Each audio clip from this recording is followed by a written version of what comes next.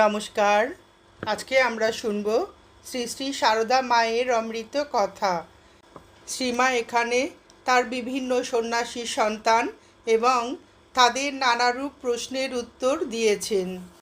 স্বামী অরূপানন্দ মাকে একবার বলেন, মা, সন্ন্যাসে বড় অভিমান আসে।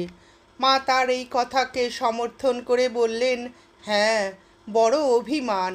আমায় প্রণাম করলে না, মান্য করলে না, হ্যান করলে না। তার চেয়ে বরং নিজের সাদা কাপড় লক্ষ্য করে বললেন, এই আছি বেশ, অর্থাৎ অন্তরে ত্যাগ।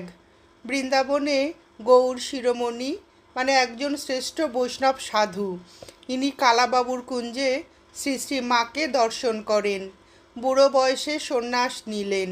যখন ইন্দ্রিয়গুলোর প্রভাব কমে গেছে, রূপের অভিমান, গুণের অভিমান,